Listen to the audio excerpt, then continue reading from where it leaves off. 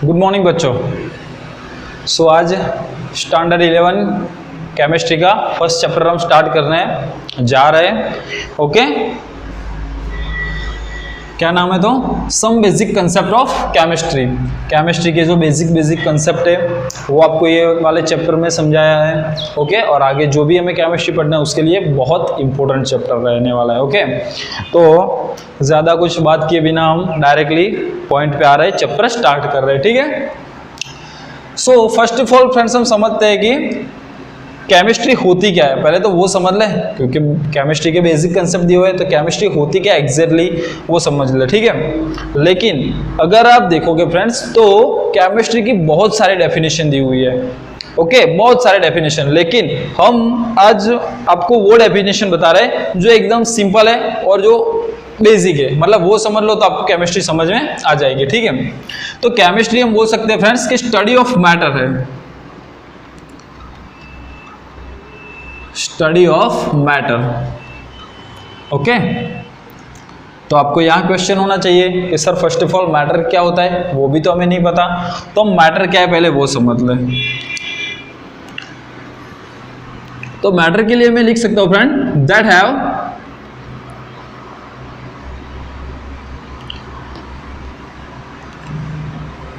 mass and occupies space। समझना अच्छे से, क्या लिखा मैंने? मैटर का मतलब that have mass and occupy space. Okay, तो वो सारी चीजें जिसका कोई एक मास होता है और वो स्पेस ऑक्यूपाइज करता हो, वो सारी चीज उसको हम क्या बोल सकते हैं? मैटर। ओके, अब समझना फ्रेंड, जैसे कि मैं ये मार्कर ले लूं एग्जांपल के तौर पे, तो ये मार्कर का कोई एक फिक्स मास होगा, पहले भले बहुत ही कम लेकिन मास तो होगा ना, तो हम बोल सकते हैं कि इसका एक मास है, और वो स्पेस इतनी जितनी उसकी जगह है उतना उसने क्या किया है? स्पेस को ऑक्यूपाइज किया हुआ है ना।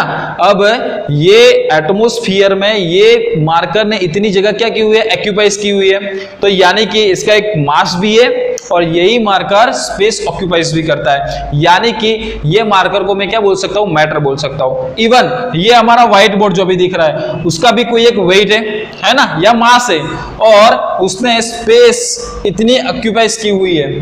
ठीक है, तो ये बोर्ड भी क्या है हमारे लिए? मैटर है। इवन एसी, फैन, इवन मैं खुद यहां जो खड़ा हूं तो मेरा एक फिक्स मास है और मैंने एटमॉस्फेयर में इतनी जगह क्या की हुई है? ऑक्यूपाइज की हुई है, यानी कि मैं खुद भी क्या हूं? मैटर। तो हम बोल सकते हैं कि वो सारी चीजें जिसका एक मास होता है और वो स्पेस ऑक्यूपाइज करता है उसको हम क्या बोलेंगे? मैटर बोलेंगे। ठीक है फ्रेंड्स, तो मैं एक और भी चीज लगता हूं, ऑक्यूपाइज स्पेस का मतलब क्या करेंगे हम? वॉल्यूम भी लिख सकते हैं। क्या लिख सकते हैं? वॉल्यूम। ओके, तो मैं ये भी लिख सकता हूं that have mass and volume, उसको हम क्या बोलेंगे? मैटर। तो वो सारी चीजें जिसका एक फिक्स मास होता है, या कोई भी बहुत थोड़ा हो या ज्यादा हो लेकिन मास हो, और वो क्या उसका एक वॉल्यूम हो, तो उसको हम क्या बोलेंगे? मैटर बोलेंगे। ठीक है फ्रेंड्स, अब आप खुद सोचो, काफी सारे साइंटिस्टों ने क्या बोला है कि ये जो मैटर है ना, मैटर ये ऐसा fix line to line matter नहीं होता है। ये जो मैटर है वो बहुत सारे छोटे छोटे पार्टिकल्स के बने हुए हैं, मालूम है सबको, है ना, जिसको हम क्या बोलते हैं? एटम और मॉलिक्यूल्स बोलते हैं। सबसे छोटा पार्टिकल्स जिसे हम क्या बोलते थे अब तक कि एटम और मॉलिक्यूल, वही सबसे छोटे पार्टिकल्स होते हैं। यानी कि फ्रेंड्स ये जो मैटर है, ये जो मार्कर है, मार्कर को हमने मैटर बोला, तो ये जो मैटर है हमारा वो बहुत छोटे छोटे पार्टिकल से बने हुए, यानी कि बहुत छोटे छोटे पार्टिकल्स मिलके क्या बनाए? मैटर। तो यानी कि मैं ये भी लिख सकता हूं कि study of atom and molecules, क्योंकि एटम और मॉलिक्यूल्स मिलके ही तो क्या बनते हैं? मैटर्स बनते हैं। यानी कि मैं अगर उसके दूसरे डेफिनेशन लिखना हो तो ऐसे लिख सकता हूं, study of atoms and molecules. क्या लिख सकता हूं? Study of atom and molecules. Okay, study of matter बोलो, स्टडी ऑफ एटम या मॉलिक्यूल्स बोलो, दोनों सेम ही है, क्योंकि मैटर वो भी किसमें से बनते हैं? तो बहुत सारे छोटे छोटे पार्टिकल्स, वही छोटे पार्टिकल्स जिसको हम एटम और मॉलिक्यूल्स बोलते हैं। ठीक है, सो मैटर क्या है समझ में आ रहा है सबको? वो सारी चीजें जिसका एक मास होता है और वॉल्यूम होता है उसको हम क्या बोलेंगे? मैटर। इवन मैं खुद, आप सब लोग, हम सब लोग क्या से? मैटर ही है। ठीक है, चलो बच्चों, अब हम बात करते हैं कि केमिस्ट्री की मेनली जो 3 ब्रांचेस है, वैसे हमने पहले भी ये बात की हुई है ना, जब हमने फर्स्ट लेक्चर स्टार्ट किया था तभी मैंने बोला था कि केमिस्ट्री की वैसे बहुत सारी ब्रांचेस है, बोला था मैंने। लेकिन अगर हम 11th 12th की बात करें फ्रेंड्स, तो हमें मेनली 3 ब्रांच के बारे में पढ़ना होता है। कौन सी 3 ब्रांच है आप मुझे बताओ। तो मेन 3 टाइप्स है ना। कौन से 3 टाइप्स? फर्स्ट हमने बोला था physical chemistry,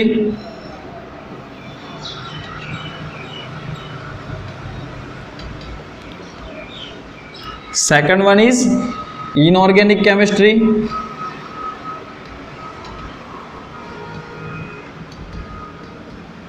and third one is organic chemistry.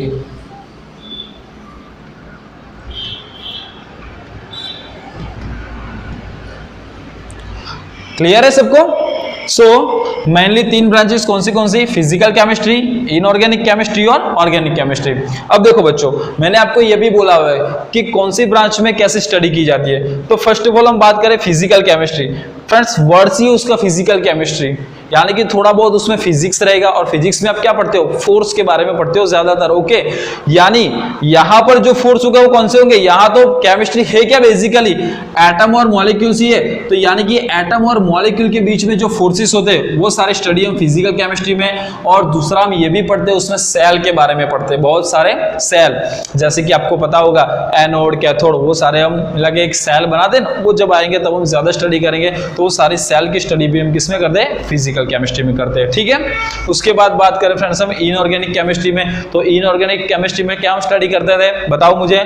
सारे एलिमेंट्स की स्टडी करते थे, एलिमेंट्स यानी कि पीरियोडिक टेबल के बारे में, ओके। और वो एलिमेंट के कंपाउंड के बारे में भी स्टडी की जाती है इनऑर्गेनिक केमिस्ट्री में। लेकिन ऑर्गेनिक केमिस्ट्री की बात करें फ्रेंड्स, तो ऑर्गेनिक केमिस्ट्री में जनरली कार्बन और उसके कंपाउंड के बारे में स्टडी की जाती है ना। कार्बन एलिमेंट और उसके कंपाउंड की स्टडी किसमें करते हैं? हम ऑर्गेनिक केमिस्ट्री में करते हैं, ठीक है। तो ये बात कर रहे हैं हम जनरली केमिस्ट्री होती क्या है और मेनली उनके टाइप्स कौन से? तो 3 टाइप्स है। कौन से? फिजिकल केमिस्ट्री, इनऑर्गेनिक और ऑर्गेनिक केमिस्ट्री। क्लियर है? चलो, तो अभी आगे वाला जो टॉपिक है फ्रेंड्स, वो हम इंपॉर्टेंट के बारे में बात करते हैं।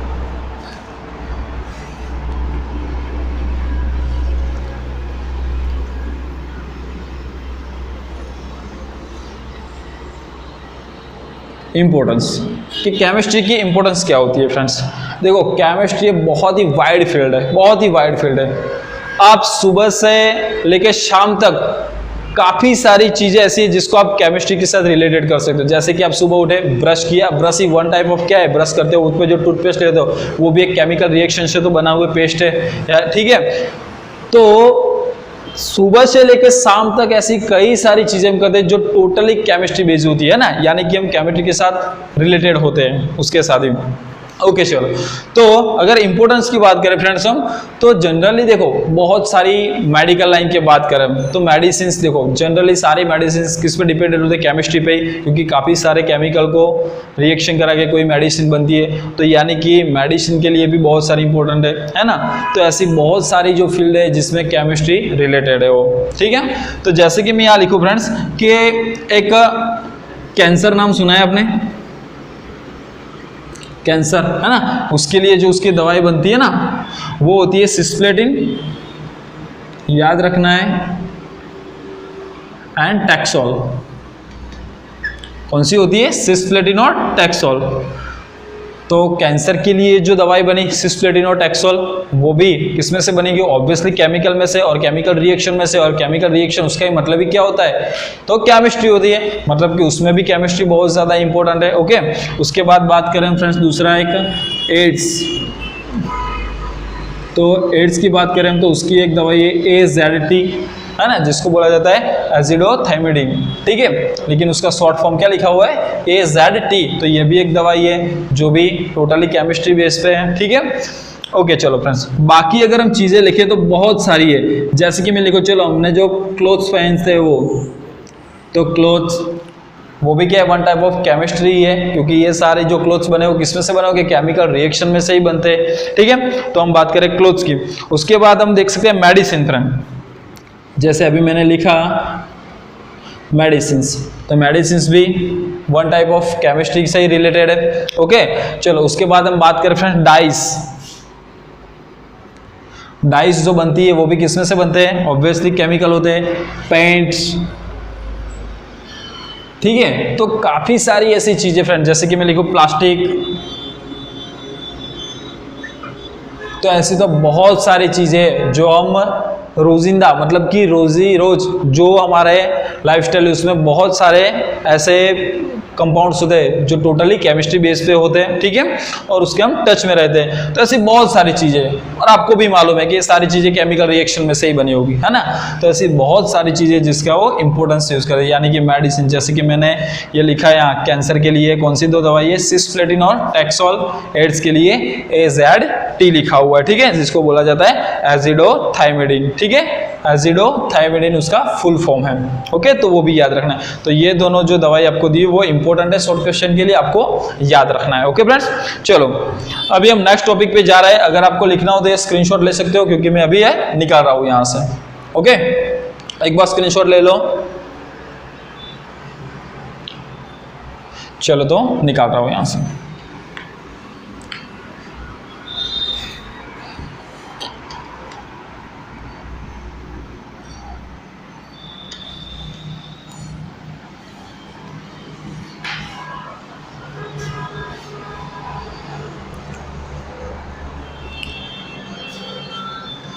चलो बच्चों अभी आगे तो समझ में आ रहा है। चलो फर्स्ट एक बार फिर से लिख लेता हूं मैं कि मैटर क्या था। उसके लिए मैं ऐसा भी लिख सकता हूं, anything that have mass and volume, लिख सकते हैं ऐसा, anything that have mass and volume, वो सारी चीजें जिसको मास होता है और वॉल्यूम होता है उसको हम क्या बोलेंगे, मैटर बोलते हैं, ठीक है। चलो फ्रेंड्स अगर मैटर के बारे में बात करें हम तो फ्रेंड मैटर के हिसाब से उसकी जो फिजिकल स्टेट होती है, फिजिकल स्टेट्स वो मेनली 3 टाइप्स होती है। फिजिकल स्टेट कैसी होती है? मेनली 3, आप 10th में भी पढ़ चुके हो। वैसे मेनली फिजिकल स्टेट, मैटर की जो फिजिकल स्टेट है मेनली 3 टाइप्स है। 1 type of solid, second one is liquid and third one is gas. Okay तो ये तीनों टाइप्स आपको मालूम है, ओके पर अच्छे से समझना है फिर भी। तो एक बार रिपीट कर लेते हैं, फिजिकल स्टेट कौन सी होती है मैटर की? सॉलिड, लिक्विड और गैस, ठीक है। चलो यहां लिखता हूं मैं,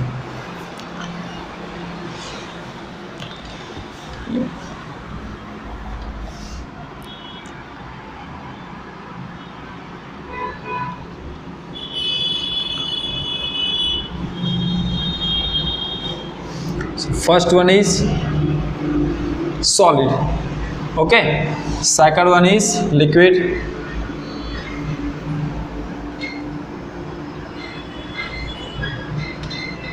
and third one is gas.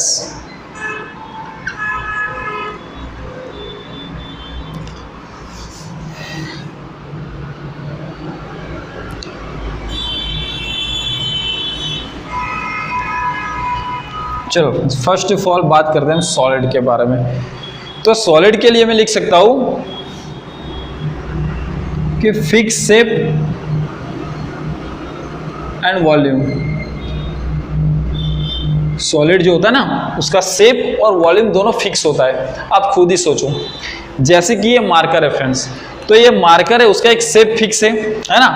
अब इसका शेप ऐसे ही नॉर्मली चेंज नहीं हो जाएगा, नॉर्मली चेंज हो जाएगा अगर मैं यहाँ नीचे रखूँ, अपने हाथ में रखूँ या कहीं दूर फेंक लूँ, इसका शेप यही रहने वाला है। ये कोई शेप चेंज होने वाला नहीं है, यानी कि ये सॉलिड है और इसका कोई शेप चेंज नहीं होता है, ठीक है। जैसे कि व्हाइट बोर्ड, अगर मैं व्हाइट बोर्ड को कितना ऐसे दबा लूँ, है ना, उसको पुश करूँ, लेकिन क्या उसका शेप चेंज हो जाएगा? तो नहीं, शेप चेंज नहीं होने वाला है। क्लियर है फर्स्ट ऑफ ऑल, यानी कि सॉलिड का शेप कैसा होता है? फिक्स शेप होता है।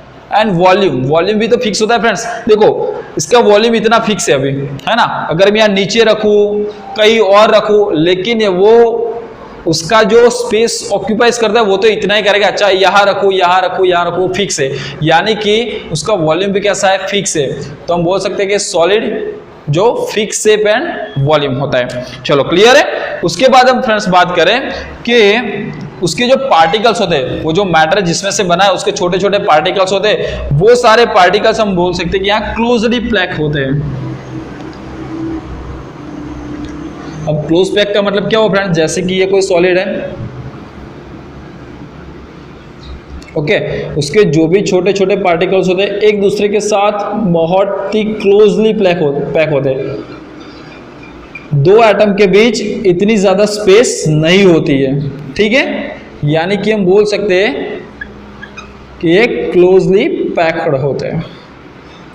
चलो क्लियर है। अब समझना अच्छे से क्यों क्लोजली पैक है, अब समझो।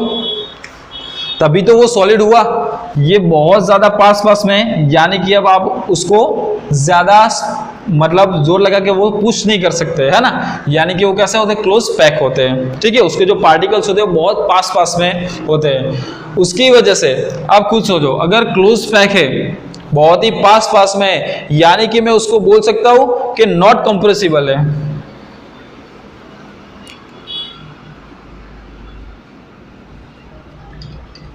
नॉट कंप्रेसिबल, मैं ये बोर्ड है व्हाइट बोर्ड, उसको चाहे कितना भी कंप्रेस कर लूँ ये उसको कुछ होने वाला नहीं है ना, यानी कि कैसा है, नॉट कंप्रेसिबल। देखो मैं इसको कितना भी जोर लगा के इसको कंप्रेस करने का ट्राई करूँ लेकिन ये कंप्रेस होने वाला नहीं है, यानी कि नॉट कंप्रेसिबल है। क्यों नॉट कंप्रेसिबल है, वही है क्योंकि वो क्लोज पैक है। उसके मॉलिक्यूल जितने पास होने चाहिए उसके एटम वो ऑलरेडी पास में यही है ही, अब उसको ज्यादा जोर लगा के हम और पास नहीं कर सकते, ठीक है, इसीलिए क्या लिखा मैंने, नॉट कंप्रेसिबल, ठीक है। उसके बाद फ्रेंड्स हम बात करते हैं, तो देखो अगर हम उसकी फ्लूइडिटी की बात करें तो फ्लूइडिटी फर्स्ट ऑफ ऑल होता क्या है,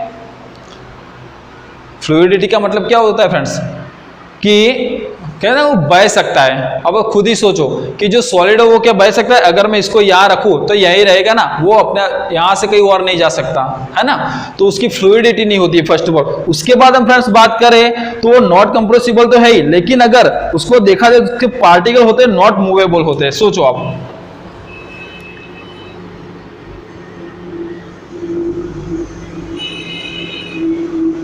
पार्टिकल्स नॉट मूव। अब आप सोचो खुद ही, ये जो सारे पार्टिकल्स है छोटे छोटे एटम, वो सारे ऑलरेडी एक दूसरे के पास में ही है ना, तो ये पार्टिकल इतने पास में कि वो अपनी जगह चेंज नहीं कर सकता, दूर नहीं जा सकता, है ना। सो देखो आप जैसे खुद से सोचो कि जैसे हम कहीं घूमने जा रहे हैं ना, और बस में है, हम सिटी बस में, तो बस में इतनी ज्यादा पैक होती है तो क्या कर सकते हैं हम, बहुत पास तो हम यहाँ से यहाँ से वहां नहीं जा सकते, है ना, यानी कि मूव नहीं हो सकते, बहुत ज्यादा पास में पैक होने की वजह से वो पार्टिकल्स नॉट मूवेबल होते हैं, ठीक है। लेकिन हाँ एक चीज हम बोल सकते हैं फ्रेंड्स, बट वाइब्रेशन हो सकता है, कैन बी वाइब्रेट हो सकते हैं। क्यों वाइब्रेट, आप खुद ही सोचो कि सिटी बस में हम जा रहे हैं, बहुत सारी रश है, यानी कि हम मूव तो नहीं कर सकते यहाँ, लेकिन जैसे बस हिले तो हम ऐसे हिल तो सकते हैं, यानी कि वाइब्रेट हो सकते हैं। यानी कि यहाँ पर भी ऐसा ही होता है, ये जो सारे पार्टिकल्स होते हैं वो मूव नहीं कर सकते, एक जगह से दूसरी जगह जा नहीं सकते, लेकिन अपनी खुद की जगह पर वो क्या हो सकते हैं, वाइब्रेट हो सकते हैं। समझ में आ रहा है सबको, तो वैसा ही है कि पार्टिकल्स नॉट मूव बट क्या हो सकते हैं, वो वाइब्रेट हो सकते हैं, ठीक है। उसके बाद हम बात करें फ्रेंड्स, तो फ्लूइडिटी नहीं होती, जैसे मैंने आगे बोला,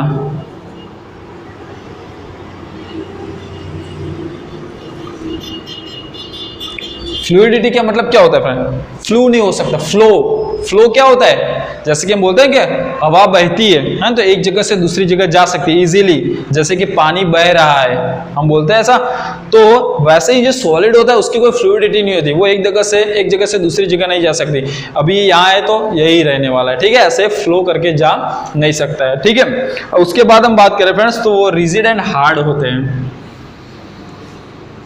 रिजिड एंड हार्ड, वो तो हमें पहले ही बात कर ली कि वो ज्यादा कैसे होते हैं, सॉलिड है तो बहुत हार्ड होते हैं, ठीक है। चलो समझ में आ रहा है यहाँ तक, एक बार फिर से रिपीट कर ले friend, solid fix shape and volume, उसका शेप और वॉल्यूम दोनों फिक्स होते हैं, क्लोजली पैक होते हैं, उसके सारे एटम कैसे होते हैं, क्लोज पैक होते हैं, नॉट कंप्रेसिबल होते हैं, आप उसको कंप्रेस नहीं कर सकते हैं। पार्टिकल्स नॉट मूव, उसके पार्टिकल एक जगह से दूसरी जगह जा नहीं सकते, बट अपनी जगह पे वो क्या कर सकते हैं, वाइब्रेट हो सकते हैं, ठीक है। चलो उसके बाद बात करें हम, तो not have fix not have fluidity, वो बह नहीं सकते, ठीक है। और रिजिड और कैसे होते हैं, हार्ड होते हैं, ठीक है। चलो उसकी बेसिस पे हम बात करते हैं अभी लिक्विड के बारे में फ्रेंड। तो लिक्विड के बारे में हम बात करें तो आप बताओ, शेप और वॉल्यूम के बारे में लिखना हो तो हम क्या लिख सकते हो। यहां लिख सकता हूं मैं फिक्स वॉल्यूम,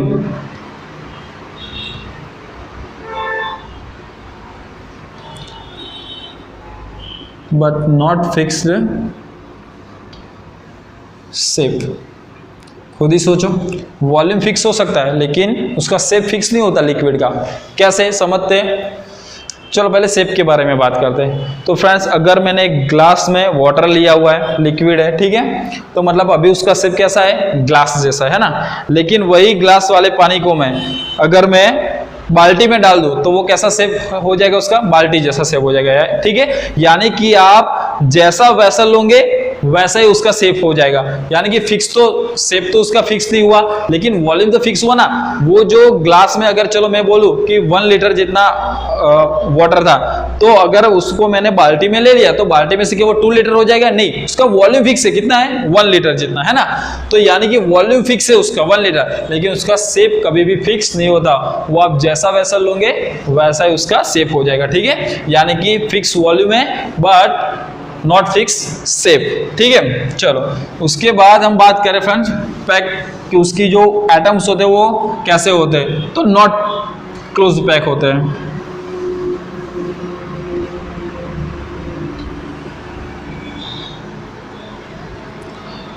इतने ज़्यादा क्लोज पैक नहीं होते। जैसे कि मैं बात करूं तो उसके मॉलिक्यूल के बीच थोड़ी बहुत स्पेस होती है,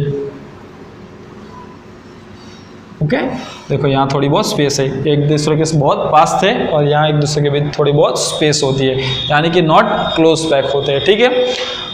अभी क्लोज पैक नहीं होते फ्रेंड्स। तो अगर हम बात करें कंप्रेसिबल होंगे कि नहीं होंगे, तो देखो सोचो आप, वाटर जो होता है वाटर, उसको भी आप इतना ज़्यादा कंप्रेस नहीं कर सकते। इतना ज़्यादा कंप्रेस थोड़ा बहुत होगा, लेकिन इतना भी ज़्यादा कंप्रेस नहीं हो सकते, क्योंकि उनके पार्टिकल के बीच ज़्यादा स्पेस नहीं होती, थोड़ी बहुत ही होती है। ज़्यादा स्पेस हम नहीं बोल सकेंगे क्योंकि थोड़ी बहुत ही स्पेस होती है। तो आप अगर उसको कंप्रेस करना चाहोगे तो इजीली कंप्रेस नहीं होगा, ठीक है। इसलिए यहाँ भी हम लिख सकते हैं कि नॉट कंप्रेसिबल, ओके।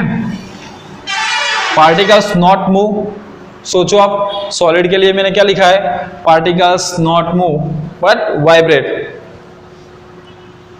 अब वाटर की बात करें, हम लिक्विड है, तो लिक्विड तो इजीली मूव करते हैं ना, एक दूसरे से एक जगह से दूसरी जगह इजीली जा सकता है, यानी कि मूवेबल होते हैं ना। यानी कि हम यहाँ क्या लिखेंगे, पार्टिकल मूव कर सकते हैं, ठीक है। डायरेक्टली लिख लेता हूं मैं यहाँ, इट कैन मूव, वो इजीली मूव कर सकते हैं, ठीक है। चलो उसके बाद बात करें हम फ्लूइडिटी। तो फ्लूइडिटी तो होती है, पानी तो बह सकता है इजीली, है ना। तो फ्लूइडिटी तो होती है, तो हम क्या लिखेंगे इजीली, यहाँ फ्लूइडिटी होती है, फ्लूइडिटी होती है, ठीक है। और लास्ट है रिजिड एंड हार्ड, तो उसका तो कोई सवाल ही नहीं होता, लिक्विड हार्ड होता ही नहीं है, ठीक है, और रिजिड भी नहीं होता है। सो ये बात की हमने लिक्विड के बारे में। चलो अभी गैस के बारे में बताओ मुझे, fix volume but not fix shape, किसके बारे में लिखा मैंने, लिक्विड के बारे में। अब गैस की बात करो फ्रेंड्स, तो गैस के लिए हम क्या लिख सकते हैं, गैस के लिए मुझे लिखना हो तो लिख सकता हूँ, not have fix shape and volume. Gas का कोई फिक्स शेप भी नहीं होता, वो भी जितनी जगह उसको मिलेगी वैसे वो स्प्रेड होता जाएगा और उसका वॉल्यूम भी चेंज हो जाएगा, ठीक है। बात करें हम गैस के कैसे होते हैं molecule, obviously not close the pack, इसीलिए तो विजिबल मूवेबल होते हैं, यानी कि नॉट क्लोज पैक, यानी कि उसके जो भी एटम होते हैं, मॉलिक्यूल होते हैं, वो बहुत बहुत ऐसे होते हैं, ठीक है, दूर दूर होते हैं। चलो उसके बाद ऑब्वियसली कंप्रेसिबल होता है ना, इजीली आप कंप्रेस कर सकते हो गैस को, ठीक है। जैसे कि बलून सोचो आप, उसमें गैस होती है, आप इजीली कंप्रेस कर सकते हो, यानी कि compressible.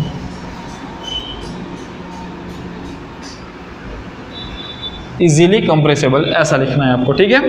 Can move, obviously can move, वो इजीली मूव कर सकता है। आप खुद ही सोचो, आप कोई डीओ लाए हो, आपने जैसे ही डीओ अपने बॉडी पे लगाया वो पूरे रूम में उसकी स्प्रेड हो जाएगी ना, उसकी जो स्मेल आती है वो कैसे पूरे रूम में स्प्रेड हो जाती है, यानी कि वो मूवेबल होते हैं। तो लिख सकते हैं हम easily can move, easily move, ऐसा लिखना है आपको, ठीक है। और बात करें फ्लूइडिटी, तो ऑब्वियसली फ्लूइडिटी होगी तभी तो वो स्प्रेड हो रहा है, यानी कि फ्लूइडिटी भी होती है, ठीक है।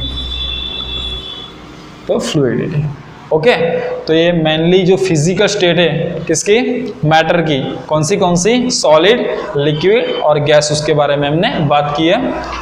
एक बार फिर से रिपीट कर लेते हैं फ्रेंड। सॉलिड के फिक्स शेप और वॉल्यूम होते हैं, लिक्विड का सिर्फ वॉल्यूम फिक्स होता है, शेप फिक्स नहीं होता है, जबकि गैस का ना तो शेप फिक्स होता है ना तो वॉल्यूम। ये बहुत ही ज़्यादा क्लोज पैक होते हैं, उसके एटम बहुत पास, इसीलिए तो वो रिजिड और हार्ड होते हैं ना, और नॉट कंप्रेसिबल भी होते हैं। यहाँ पर नॉट क्लोज पैक है, इसकी वजह से हम बोल सकते हैं कि थोड़ा बहुत कैसा होता है, कैन मूव, मतलब मूव कर सकता है, उसकी फ्लूइडिटी भी होती है। यहाँ पर नॉट क्लोज पैक यानी कि फ्लूइडिटी भी होती है और मूव भी कर सकते हैं। उसके बाद बात करें हम, तो पार्टिकल्स नॉट मूव, ये पार्टिकल्स मूव नहीं कर सकते, एक जगह से दूसरी जगह नहीं जा सकते, लेकिन अपनी जगह पर वो क्या हो सकते हैं, वाइब्रेट हो सकते हैं, ठीक है। तो particle not a move but vibrate, okay. उसके बाद लिक्विड की बात करें हम, तो लिक्विड मूव कर सकता है और गैस भी मूव कर सकता है, ठीक है। तो फ्रेंड्स ये हमने बात की फिजिकल स्टेट के बारे में, ओके। अब आगे वाला जो टॉपिक है क्लासिफिकेशन ऑफ मैटर, वो हम नेक्स्ट लेक्चर में देखेंगे, लेकिन ये सब आपको नोट डाउन करना है, ओके। सो मिलते हैं अगले लेक्चर में।